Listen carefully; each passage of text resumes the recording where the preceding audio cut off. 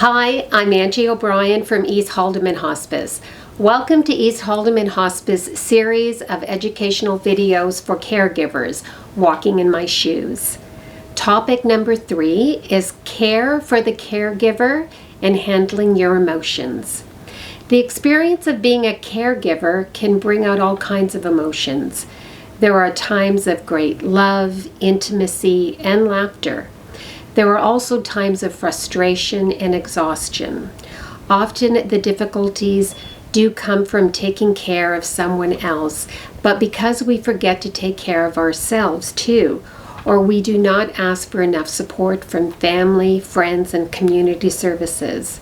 Some of the frustration comes from trying to understand and benefit from the complex healthcare systems we live in. You may feel more love for a person than ever before, and greater inner strength to resolve to do your very best for the person you love. But also equally normal to feel is sadness, anger, fear and anxiety, guilt, emotional exhaustion. You may feel one way on one day and another way on the next day. Or you may feel sad and angry, for example, all at the same time.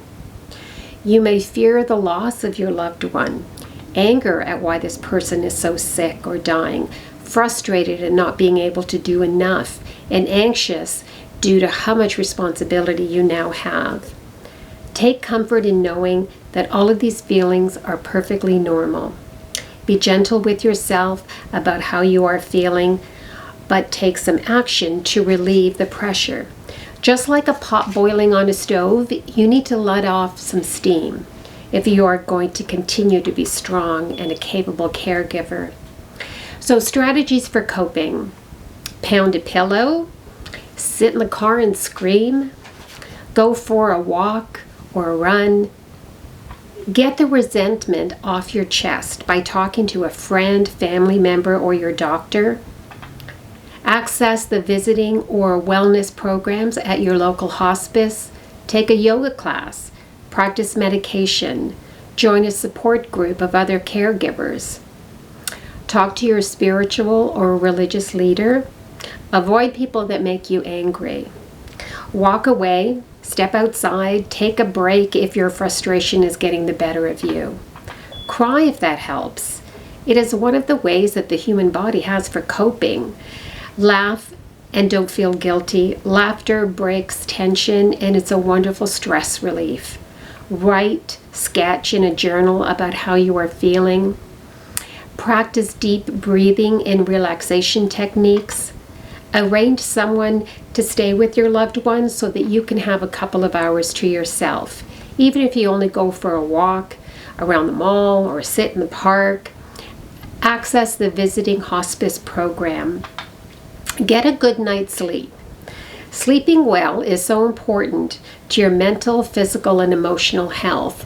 There are many reputable websites that provide help with learning how to sleep better. Search on how to get a good night's sleep. How will I know if I'm burnt out? Caregiver burnout is a very real thing. Everyone may feel emotionally exhausted sometimes, but it's the intensity and the frequency of the feelings that separates a normal reaction from burnout. If this describes you, most of the time, then it's time to seek help from a doctor. Here are some signs of caregiver burnout. The urge to run and hide from responsibility becomes very strong. Your activity is scattered and frantic. You are often irritable and angry. You can't concentrate. You often you lose track of the important details. You lose more than 10 pounds and or sleep less than 3 hours at a time. You can't read more than a few sentences without losing concentration. If you are experiencing burnout, you need to get help right away. Call your family doctor and schedule an appointment. Here are some keys to managing your stress, guilt, anger, and depression. Remember, your life has changed, at least for now. No, you can't do what you used to do or what you usually would do when you want to, but you are doing new things that will stretch you as a person. The person who is being cared for has things to offer you as much as you offer to them. Open yourself to making it a give and take relationship. You can't do all the giving. Enjoy what you are being given. No one is the servant and no one is the master.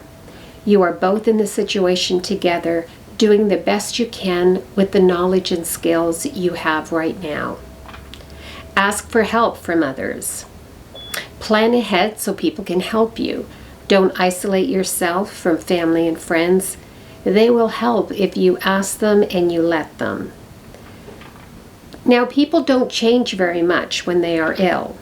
Happy people with sunny dispositions will likely stay that way as best as they can. Highly critical people will remain highly critical. Don't expect them to have a sudden change in their personality. Things to remember about feelings. Feelings are neither good nor bad, nor right or wrong. They just are. There is no need to judge yourself negatively because you do or do not have a particular feeling. Feelings may vary in intensity. Feelings don't last forever. No matter what you are feeling, eventually it will pass and another feeling will take its place. When a strong feeling happens, you do not have to act on it. All you have to do is recognize it, feel it. Feelings are not harmful. Sometimes the actions can be. Everyone has the right to his or her feelings. Everyone is responsible for his or her feelings. Denying a feeling does not make it go away. Not talking about a feeling does not make it go away either. Self-medicating with alcohol or drugs does not make the feeling go away. Here are some grounding techniques to ease intense feelings, and they can be used whenever it's needed. So you could take a couple of deep breaths. You can move your body, stretch, walk, run. Listen to music, count slowly up to 10 or down from 10. Visually track a vertical line in the room from ceiling down to the floor while breathing out. Just remember that you are not alone and don't be afraid to ask for help. This concludes our Topic 3 video, Care for the Caregiver and Handling Your Emotions.